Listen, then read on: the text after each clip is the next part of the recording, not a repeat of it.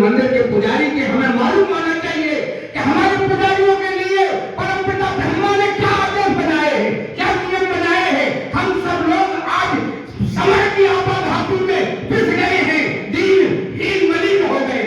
हमें इसको त्यागना होगा। जिस दिन हम त्यागेंगे उस दिन हमारे हृदय की तुच्छ दुर्बलताएं जन्मों से हजार वर्ष से कभी बड़ी है और बड़ी संकटता हमारे अंदर पैदा हो गई है। जब तक हम उस संकटता को नहीं त्यागेंगे तब तक हम प्योर हिंदू नहीं बन सकते। हमें हिंदू बनने के लिए संकल्पवान बनना जरूरी है। जब हम संकल्पवान बन जाएंगे तो फिर हम इन भाइयों से कहेंगे आप हमारी मदद करो। हम तो दीनहीन हैं, अपने पेट के लिए रोते हैं रात दिन पेट और पैसा। हमारे हिंदुओं की आन बान शान पैसे में घुस गई।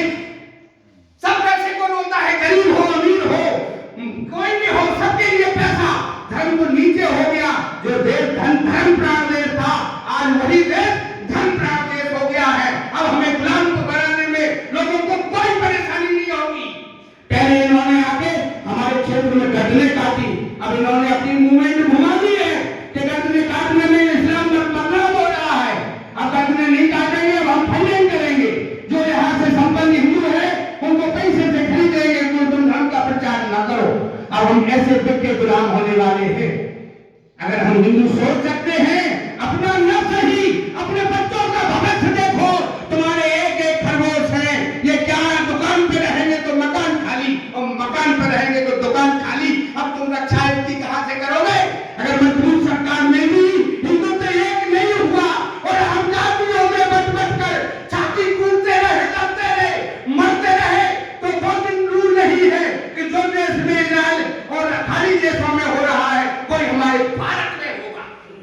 आज यहाँ से नोट कर लो, ये मानवना बालाजी की प्रांगण भूमि में मैं कह रहा हूँ। और आज इसके बाद भी अगर हम नहीं सुधरते हैं तो कफन का इंतजाम कर लो।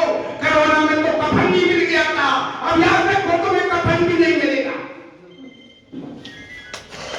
अब इतने के बावजूद है तुम्हारी नियत नहीं उठती है धर्म की रक्षा के लिए, तो तुम जानो तुम्हारे संस्कार जाने, तुम्हारे काम जाने, तुम्हारे योद्धा तो लगे हुए हैं, रात दिन जी जान से लगे हैं।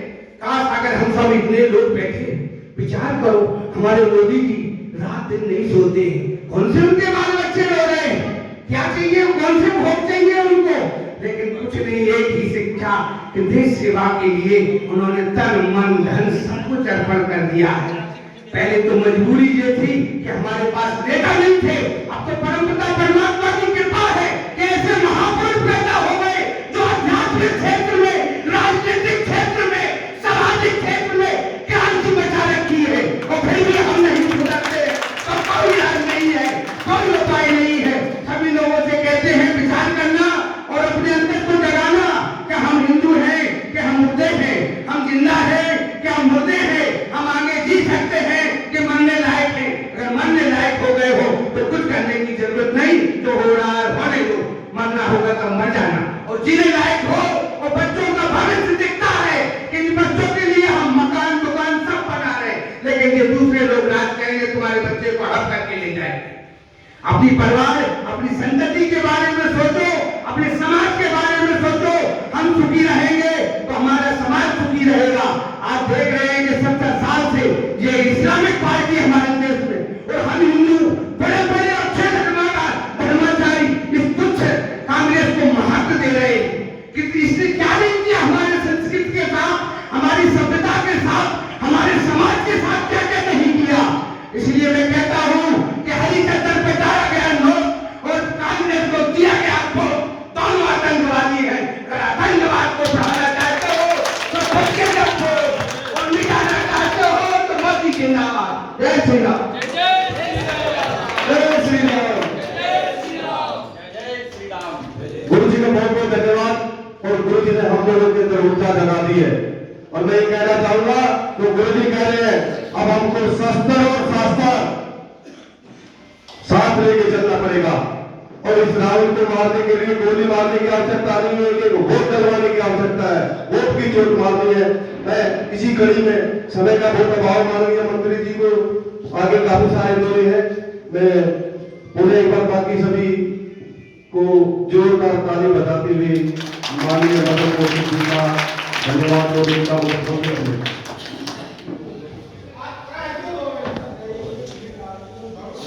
क्रांतिकारी विचारों के सम्राट पूज्य विजयपुर वाले बाबा जी, पूज्य मुरलीधर जी महाराज और सनातन के रखवाले पूज्य सभी पंडित जी महाराज, आज इस छोटे से कार्यक्रम में उपस्थित दिल्ली के 2 बार विधायक रहे, सेना में नौकरी करते हुए और देश की सीमा की रक्षा करते हुए वहां से नौकरी से अलग होने के बाद राजनीतिक क्षेत्र में काम करने वाले कमांडो सुरेंद्र सिंह जी, हमारे दिल्ली के ही पूर्व विधायक पी स्पीकर साहब, हमारे इस राजस्थान से इस जिले में काम देख रहे हेमंत जी, भाई मदन गुज्जर जी, उपस्थित अन्य सभी हमारे कार्यकर्ता बंधुगण, अभी पूज्य महाराज जी ने बहुत ही क्रांतिकारी विचार इस रूप में यहाँ रखे। अब इसको मैं फोन को तो बंद कर दो प्लीज।